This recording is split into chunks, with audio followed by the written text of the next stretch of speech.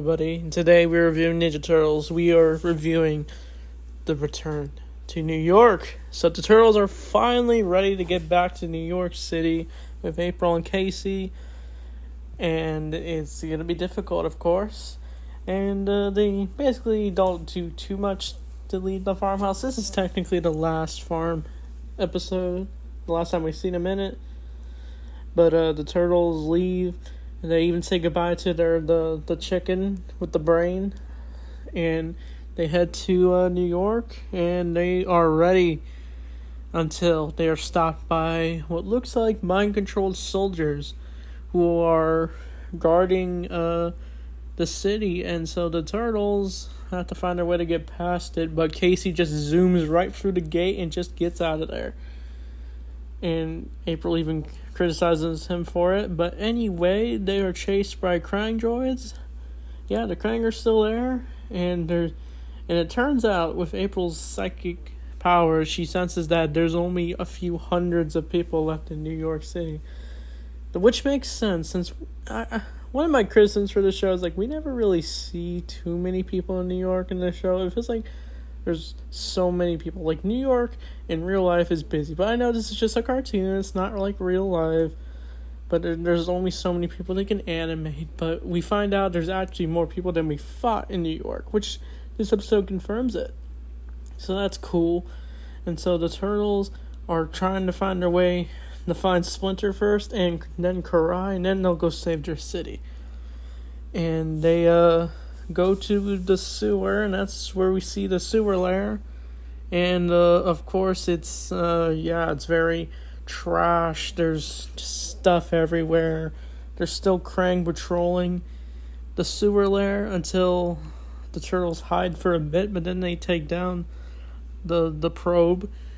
And Donnie even finds a picture of Turtles and Splinter, and they're having trouble finding Splinter until April can sense where he is. And they find him, and Splinter ain't doing too well. He's got no robe. His sanity ain't there. Something must have happened to him. But he's fighting Krang, and then the Turtles try to save him. But he gets away, but then he is captured by Shredder. The return of Shredder. He's still out there with his gang. And so the Turtles then try to find their way to Shredder's secret lair. And so what we see next is literally from the Mirage comics. Just like in the Mirage comics, the Turtles went into hiding after a huge falling out with Shredder, and Leo gets badly injured.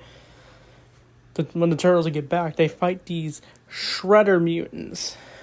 Yeah, they look crazy. They first think it's a joke, and we see the little Shredder with the antennas, but then we see the big Shredder with the arms and the crab-like one. These designs look crazy. And apparently it's because Baxter Stockman mutated it. And apparently Shredder's plan is that he wants to mutate... he wants Splinter to get his sanity back just so he can kill Splinter. That doesn't really make sense to me, because wouldn't Shredder just want Splinter dead? And Tiger Claw even wanted to kill Splinter at first and to put him out of his misery, but I guess they only did it just so because we know Splinter ain't gonna die by just getting shot by Tiger Claw. But the Turtles get into this big brawl with these mutant creatures, and April's trying to do her best to get Splinter his sanity back. And one of the craziest parts is while Leo's fighting one of these, his sword literally falls into the mutagen. And I wonder how he got his sword back, because even though it fell into a tank full of mutagen, which will be relevant in the next two episodes. And and then Splinter gets his memories back when April gets up close at him, and then he finally remembers what happened. He sees little flashes of his last fight with Shredder. But he finally is back to normal, and he ends up taking down the Shredder mutants, and the Turtles have reunited. And it's all happy. Yeah, it's kind of weird seeing Splinter without his robes. I always wondered if we'd see it. But anyway, the turtles escape, but Tiger Claw goes after them. But then Mikey ends up running over Tiger Claw, and the turtles escape since they can't hide in the sewer since New York's still under control of the Krang, and so they decide to hide. Mikey comes with the idea to hide in the pizza shop, Antonio's. Yeah, that's the best place, I guess, since they don't even know if they like pizza. I don't know.